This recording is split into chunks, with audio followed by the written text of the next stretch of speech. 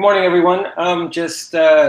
My name's Alan Jones. I'm the chair of the Primo ILLiad product working group, coming today with Jeff Peterson from University of Minnesota and Gabrielle Huffler from the Australian Library Network to discuss their iterations of the new Primo UI, as well as some of both the challenges as well as some of the advantages that they've had using the framework, which is now going on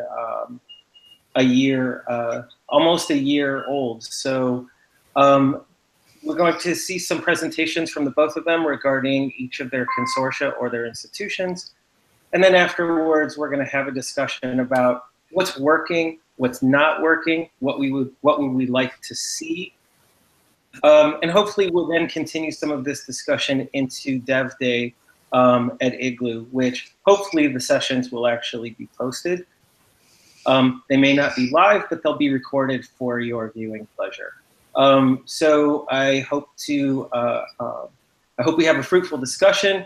I'm hoping that we haven't completely ostracized people who have decided not to go forward, and I'm hoping that some of the feedback today will give people a feedback or give them a context of when to actually go and where are some of the correct decision points to be making in moving to this new UI. I know that many people are getting into the fall, and so introducing a catalog to a new cohort of users, this is probably the best time for that to happen. However, other institutions like myself are actually still working with the older catalog, but then we actually have a user engagement strategy to bring it online during the spring. So I'll talk a little bit about that towards the end when we get to the panel discussion. So I'm going to kick things off to Jeff, who will talk a little bit about what's happening at Minnesota. All right. Can you see the slides? Yes. All right. So I'm going to talk a little bit about our implementation of the new UI at the University of Minnesota. Some of the things we've done, some of the problems we've encountered, and maybe some things that I'd like to see in the future. So we have 4 campuses, and all of them are now live on the new UI. Here on the Twin Cities campus, we went live on July 26th, and so far a little over 30,000 unique users have visited the new UI. And here's a summary of some of the feedback we've received so far. A lot of users seem to like the way it looks. They like the prominence of the send to actions, and they like that the full display presents everything on one page. But we've definitely received lots of comments about the UI seeming slower, and some users really don't care for the use of animations, and one user noted that it doesn't seem to work on first-gen iPads. And then there have been just a few odd situations that affect a small number of users. Things like certain icons or view labels just not loading properly. And the only solution for the affected users seems to be to clear out their browser's cache, which really isn't a tenable solution going forward. And I'm just double checking to make sure you can still see my slides. Yes. Yeah, okay. So I thought I'd share some of the customizations we've done so far. One of the first things we did was add Google Analytics tracking. This is normally a pretty trivial task, but because this is a single page application, you need to explicitly decide when to capture the page view events. So here's an example of recording a page view whenever the view state changes. We also added an availability lookup for public domain content in HathiTrust. Promoting HathiTrust is pretty important for our institution, and historically, we really haven't been satisfied with the way that HathiTrust journals are rented in Primo Central. Now, I know there have recently been some changes to the way that journals are represented in HathiTrust, or rather in PCI. So we haven't really fully evaluated those changes yet. This might turn out to be something that we no longer need. I added a blogger notification service. So we have this staff managed blogger account, and when we publish a post, the title and the body of the blog post show up in an MD toast message in Primo. And then if a user dismisses the message, it'll set a cookie so that they don't see the message when they come back later. The only problem I've noticed with this is that the full display page is implemented as an MD dialog, that overlay that comes over. And for whatever reason, when you display a new MD dialog, it seems to force any open MD toast notifications to close. So it's a little quirky.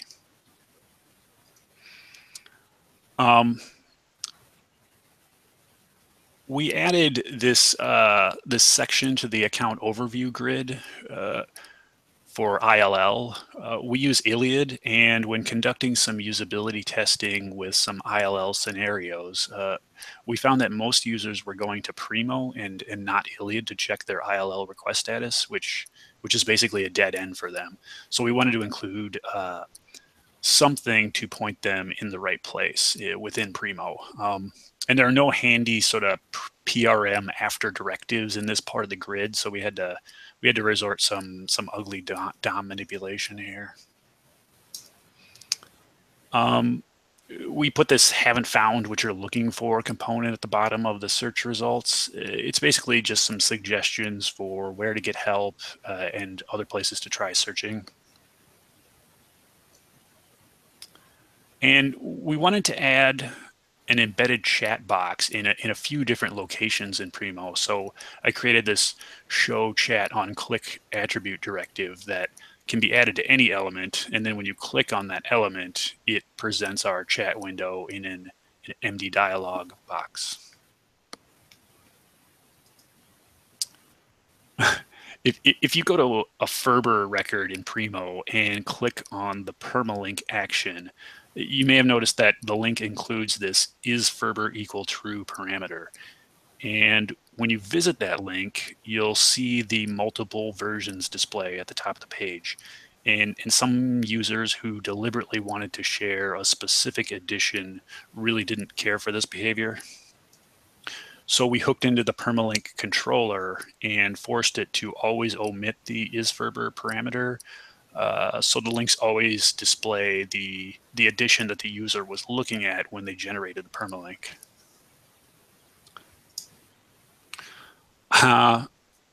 Sometimes when Alma's a little slow, users will see these blank sections of the full display where the Alma iframe content hasn't yet loaded, and it can look a little strange. So we added some animated diamonds there, just so the user had some sort of visual clue that content will be loaded eventually.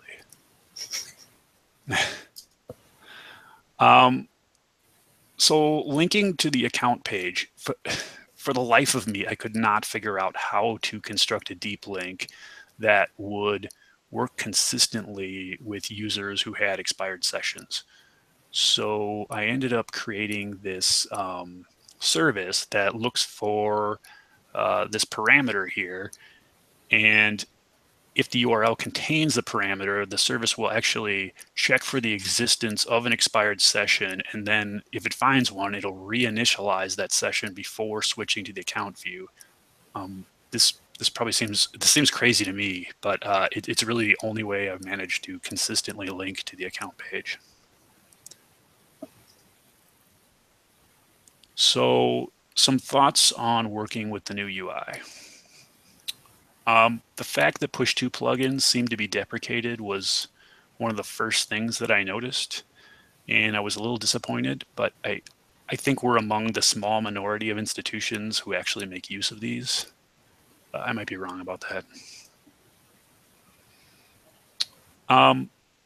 When I first started experimenting with the new UI, I wanted to inject a Primo service into a component that I was working on, but the injectable service names were getting mangled at runtime by either ng metadata or ng forward. I can't remember which was being used at that time.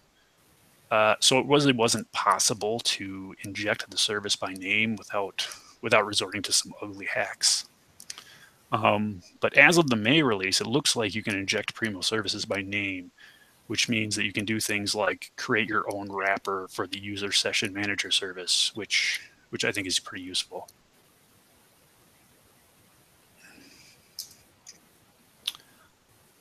So I don't know if this is, wow, there was just a loud beep.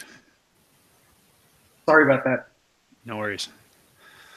I don't know if this is well documented, but an optional browserify parameter was added to the gulp run task earlier this year. So this can allow you to organize your project using ES6 modules, and it's a pretty convenient way to also pull in third-party libraries like Lodash or whatever. The only problem I've encountered with it is that it can be tricky to share customizations that work well with both the browserify and the non-browserify builds. It's possible. You just have to be mindful of the differences between the two processes. For instance, if somebody is using the regular gulp run task, any Primo Explorer packages that get copied in will be automatically transpiled to ES5. But this is not the case with the browserify option. So that's probably not a problem for most browsers, but IE11 support for EX6 is pretty poor. It's almost non-existent.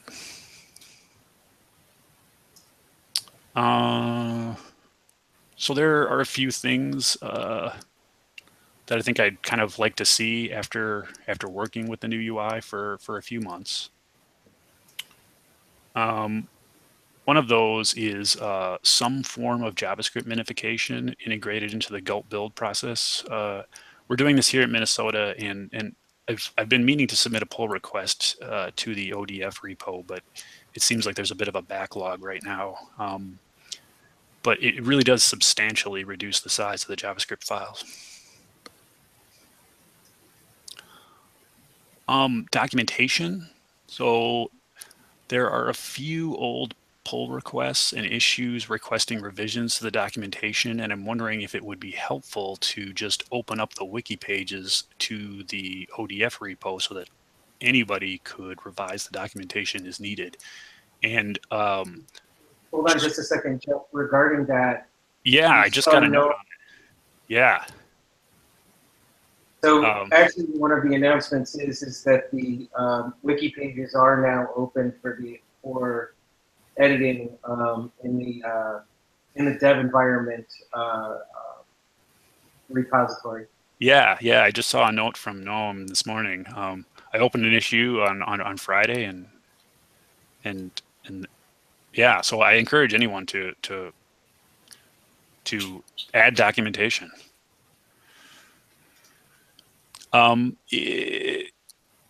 Let's see. It would also be nice to see some sort of consistent versioning for the ODF, especially now that more people are starting to use it. I think this would be useful if you know that a specific version of the ODF works for you and you want to avoid pulling in a potentially breaking change. For instance, if we did add JavaScript minification to the build, that could break some people's code if they're not using best practices for dependency injection. And finally, I think it would be really good to mention Angular upgrades in the Primo release notes. I think the move from Angular 1.5 to 1.6 in May was a bit of a surprise for some.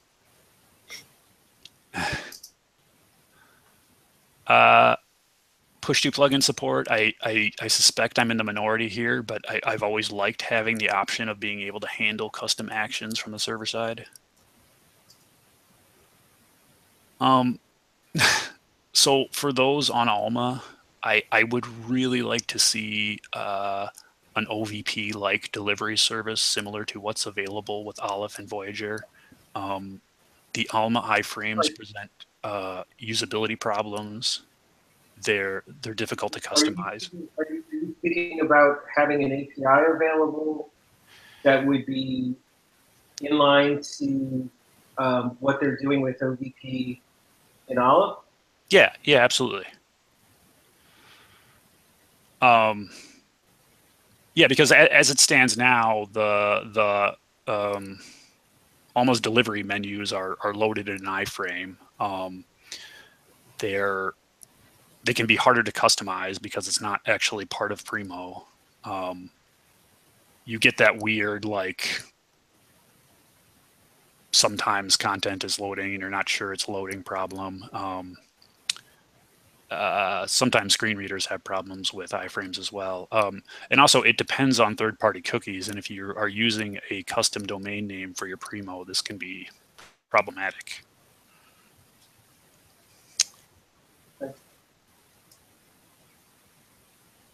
So this is the last thing on my wish list. I think it would be nice to have some sort of built-in proxy service for external APIs. Originally, I was thinking of Alma APIs, but I think this could work for any external service. So to give a little background, we wanted to add a custom service to Primo that called Alma's user API, but you can't do cross-origin requests to the user API, and even if you could, you wouldn't want to expose your API key in the browser. You could set up your own proxy service on your own web server, but you would still need to figure out how you want to handle authentication. And it occurred to me that the browser already has a token that Primo uses to ensure authentication, so why not build the proxy into Primo itself? So the idea would be to have some sort of configuration in the back office that would be used to define custom proxy endpoints with optional settings to do things like map headers and parameters to the target service, and maybe limit access to authenticated users only, and perhaps even specific user groups. So I'd really be interested to hear if people from other institutions might be interested in a feature like this. Maybe we can do a NERS thingy. And I think that's all I've got. So one of the questions is, which of the customizations that you've made available are available in GitHub? The only one right now is the HashiTrust availability lookup. Our process for open sourcing code is a bit, well, it's getting better, but I personally don't own the IP rights to software that I create for the university, so I've got to go through a bit of a process to release things. Okay.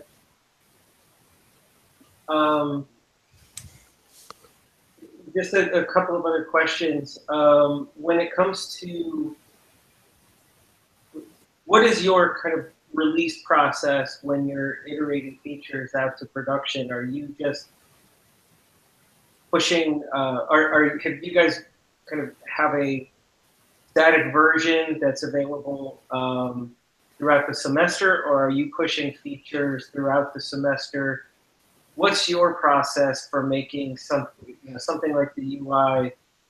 Are you going to be iterating features throughout the semester? Do you kind of have a watershed moment where you say, this is going to be a new version of the new UI? What's your thinking about your launch process? Sure. So we typically integrate new features throughout the semester. Unless the change is pretty substantial, we might wait until the end of a semester. And I can't even think of an example of a substantial change that might warrant that. Perhaps like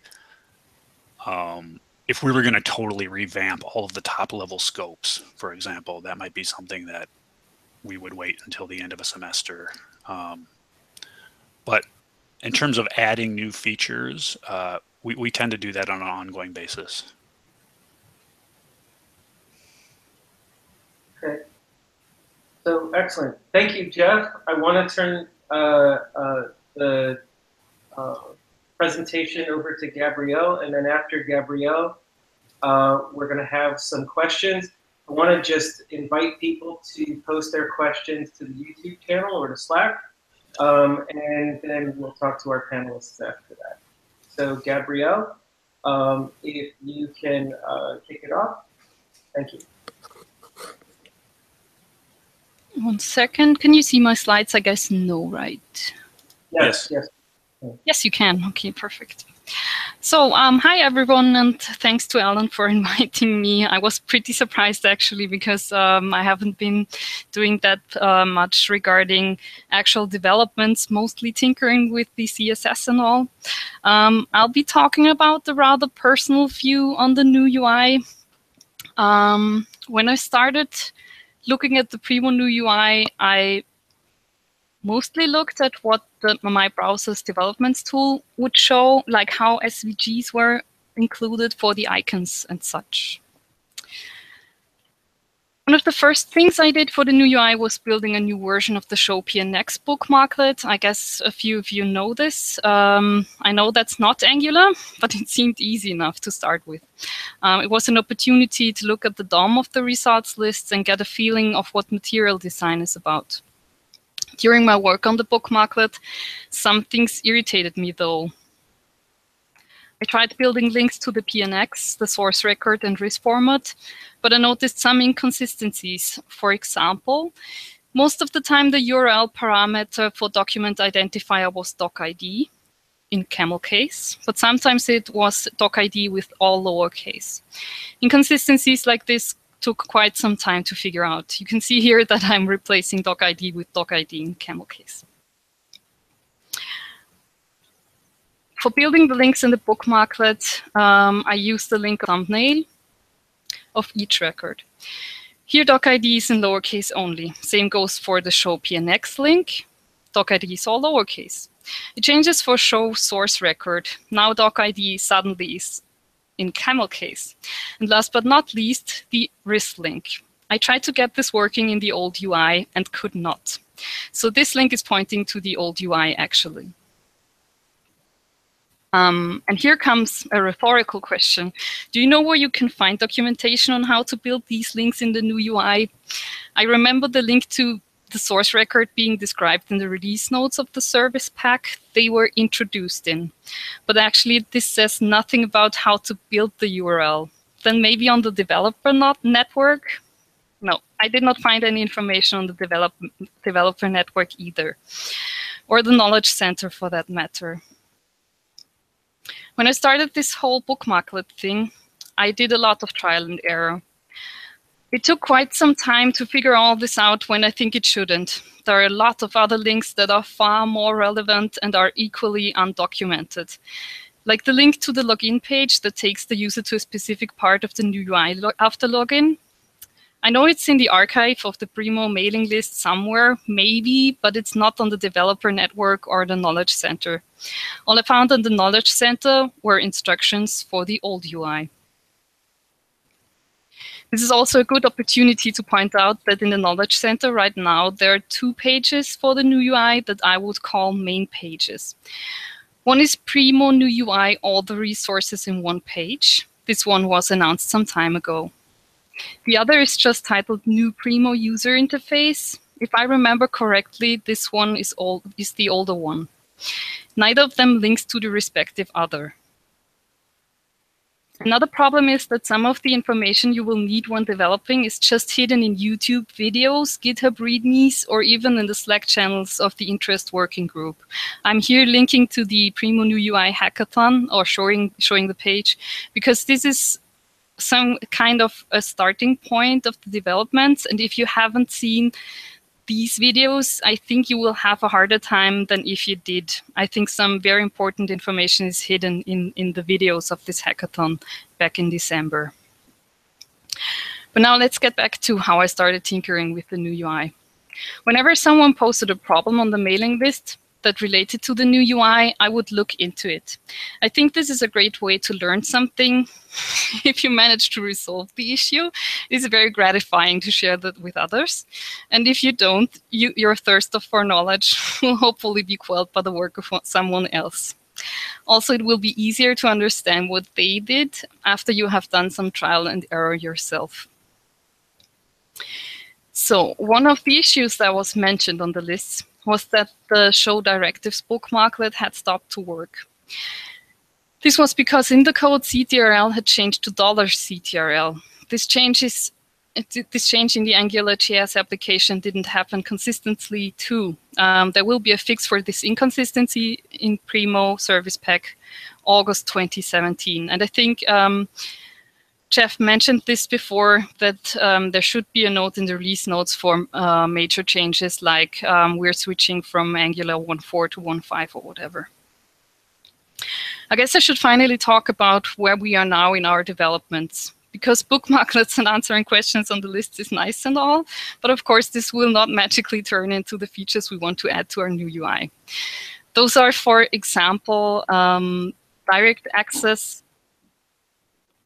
to digital objects like full text or tables of content right underneath the media thumbnails. You can see that here on the left under the ebook. I work on the new UI together with Ulrich Leodolter. What we need to implement is a central package for the 45 Primo views we are currently hosting. I hope I did not miscount them. I think that 45 sounds quite a lot, but if I'm not mistaken, it should be 45. Some of them are quite simple Primo views because the institutions can't make any changes to the front end themselves. Others have back office access. We need our work to be A, compatible with whatever functionality they might want to add, and B, make all our additions optional so institutions can choose not to use them. Some of the institutions who have back office access asked us very early on, this looks really great, when can we get started?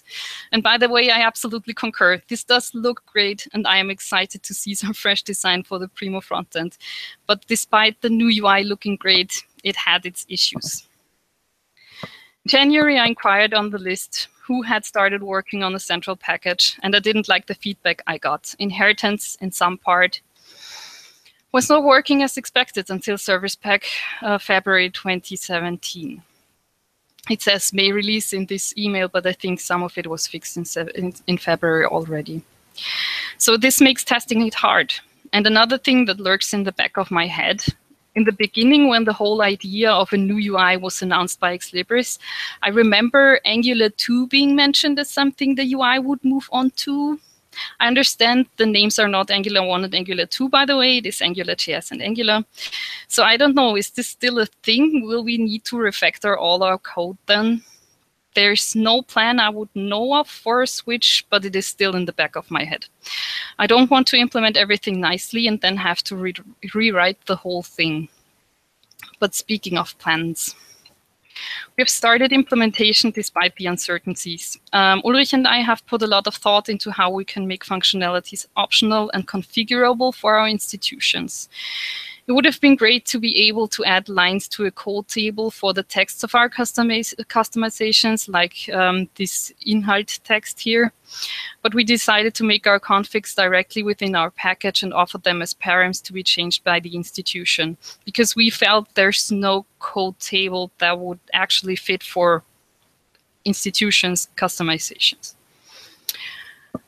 So this link added to the preview takes the user directly to a digital object. I just tried uploading that to the back office before the talk, and I guess we still need to put some work into that as it is currently not working. It's just working in the local dev amp. You can see that I have localhost up here. But yeah, we're working on it. We organize our code feature-wise. I've seen a lot of implementations name their JavaScript after the directive they relate to, like PRM, brief results after. But we do something like components, thumbnail links, and as such. We decided to split our code up in smaller files as proposed by John Papa and other style guides. you can see for this feature, there's one file for provider, module, controller, and component. We also tried to write our code in we also decided to write our code in ES6 to avoid things like scoping issues. Everything has become quite complex, honestly, but I think it's something worth diving into. Like, I recently had a look at the documentation on Google's material design. This is the basis for AngularJS material, and I think it's good to understand what the background of the whole thing is, so you can better decide which elements you want to move into your UI or not. And if you have a look at it yourself, you will even more appreciate what the new UI has to offer in regards of design. Implementation of new features, I think, and even simple things like the start page should definitely be based on an understanding of AngularJS material. To wrap this all up, if I had 3 wishes for the new UI, it would be the following. First, someone on Xlibri's Primo new UI development team who focuses primarily on consistency and coherence. Like when you change CTRL to $CTRL, nothing should slip through the cracks. You definitely need to add information like that to the release notes. Second, I wish for someone on the Xlibri's documentation team to join development on their meetings and try to keep the Knowledge Center and the developer network up to date, not only for those of us who are happy to just adjust colors, but also for those of us who are digging through their browser's development tools, trying hard to make sense of the objects they find and silently cursing that they couldn't find any proper documentation on them. Finally, third, a coherent and succinct guideline for developers that includes information like which naming convention is expected for GitHub repositories. I recently asked for people to share theirs, and not all of them have the Primo Explore prefix. The guideline does not have to go into much detail, but needs to bring together a lot of information that is scattered across a wide range of information sources right now. So, no, we're not there yet, but we're on our way. Thank you, and let me know if you have any questions. So, Gabrielle, I've got a couple of questions that I want to potentially prompt some discussion around. You had talked a little bit about some of your decision points in terms of going live with the UI. I wonder kind of, where is your threshold to say that you would feel comfortable about moving at least some of your institutions to the new UI? I think one of the biggest issues so far was that it was uncertain whether we would switch from AngularJS to Angular.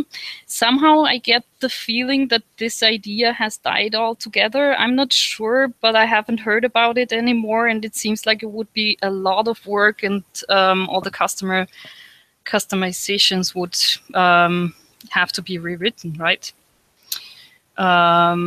So you can hear that I'm avoiding an answer to that question because actually I don't know. We're still trying to figure out a feasible way to do this whole have features for the institutions and give them the possibility to disable them. I think that's one of the big hurdles we're facing right now. So both of you, in one form or other, have talked about the role of documentation and the need for documentation.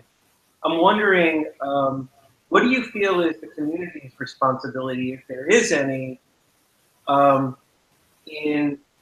what's the best way forward to leverage each other's work? I'm curious for both of you who seem to be actually developing pretty robust features. I'm curious, what do you think the community's responsibility is, both for the customizations that you're sharing, but also the knowledge that you're finding as you're interacting with this framework?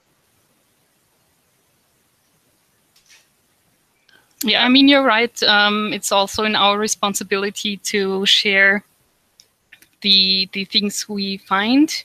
And actually, most of the findings I share on the mailing list. Like I did a lot of these tiny bookmarklets. Like, how can you open custom JS when you see a few of another institution and things like this. But it's hard. I wouldn't know where exactly to share these. I was thinking about starting a GitHub repo for the bookmarklets only, and then again write on developers network an article where I link to this bookmarklet thing. But yeah, it seems a bit unraveled at the moment, all the documentation, because it's very, very far scattered across the internet somehow. Well, it's certainly scattered across Slack, the mailing list, YouTube, the Knowledge Center. It's not in the developers network. I didn't find anything except for blog entries from some customers on the new UI. I think on the developers network. Yeah, I do. I'm just wondering, as a developer, then, what would be the most useful? What would be the most useful either place or best practice for looking at what it is that people are doing, because that's one thing that I find to be a problem. I start something and then I realize somebody else has already done something similar. Particularly with some of the work that Jeff was doing with the Hadi Trust, I found that code could be used for a lot of other external services. Sure.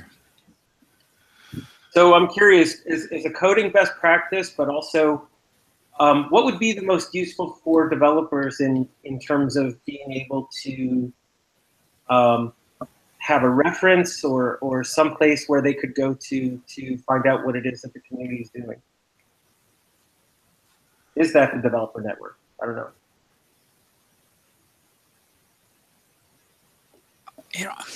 I actually really like the search feature on Slack. I know that's probably not it's probably not the best place for long-term storage for information, but there's actually a lot of good information out there right now. That's true.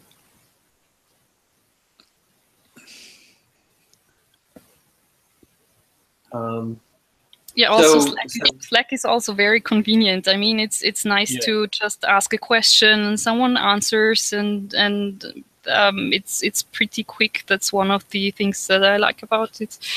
But also, yeah, the search functionality is also not that bad. I mean, part of the reason that I chose the two of you to invite at the same time is you are literally the two highest contributors to Slack. So this is a Slack session. Eventually, I don't know. But it's something that I struggle with at the working group level, because there are a lot of people who are doing a lot of really interesting work, and having these multiple threads. Just curious, how do we leverage this so that people basically aren't building the same Flash player over and over again? This is a question that I've been thinking about from the community standpoint, and I'm just curious, to think about what useful tools there might be. Would putting something like a list of customizations in back office be helpful? Or other types of ideas that have been bandied about? I'm curious to hear what your thoughts are.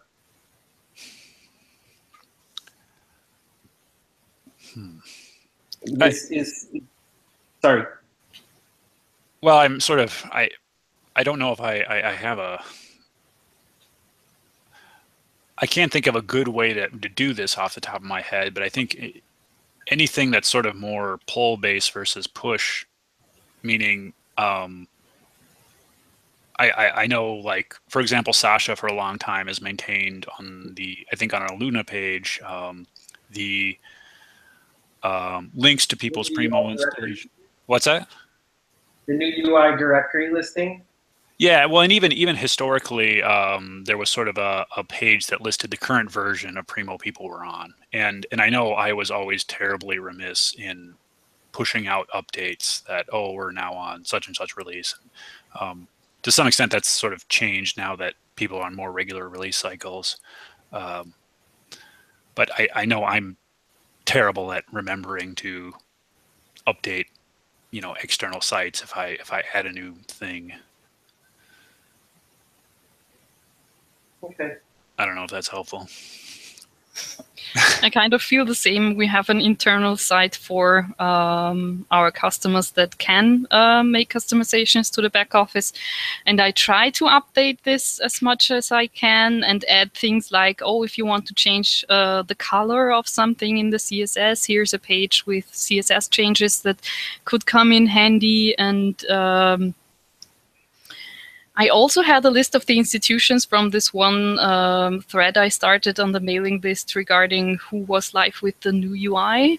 And then I was thinking, well, maybe it would be better to actually share that with everyone and not just with our customers. But again, there was the issue that I wouldn't have known where to put it because I don't think I have direct access to any Luna or ILLiad pages that would be fit for that.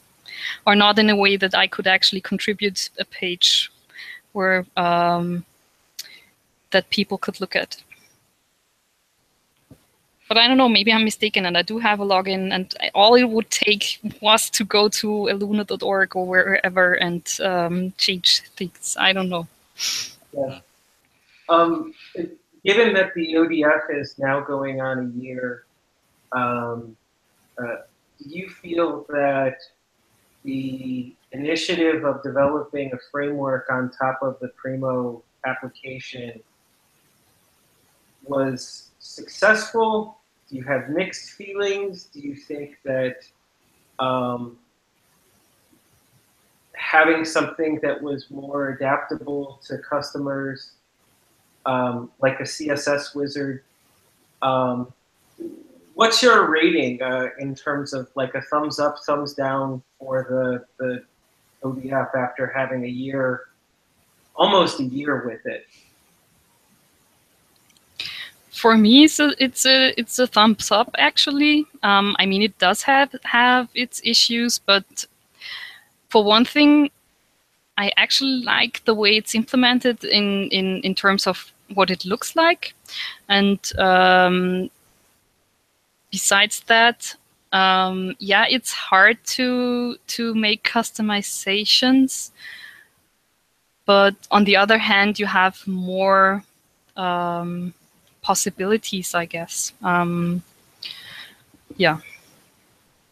Yeah, I would say I really like it. I like the workflow, and developing things locally and then pushing them up. Yep. My only reservation is the difference between the browserify and the regular concatenation build process, and the implications for sharing customizations with others and making assumptions about which type of build they're using. So if you have if you share a customization that has a bunch of import or require statements, that won't work if somebody's using the standard concatenation build. So Yep. I don't know what the answer is to that. Maybe eventually standardizing on one or the other. It's possible to share code that works well with both. You just kind of have to be careful. Okay. I think that I'm not seeing any other questions in Slack or on the YouTube channel. So I want to thank our panelists for their presentations. I also want to send out a reminder that the Open Discovery Framework Challenge, the deadline has been extended. So if there are customizations that you wish to that you wish to make available or to have judged, there's a few prizes, including some subsidized code, whether it's lynda.com, Code Academy, or other types of subscriptions, as well as potential ticket for ILLiad or ILLiad.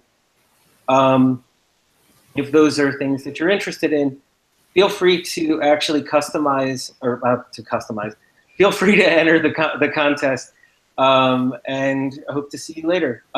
Thanks for your time. Thanks, everyone.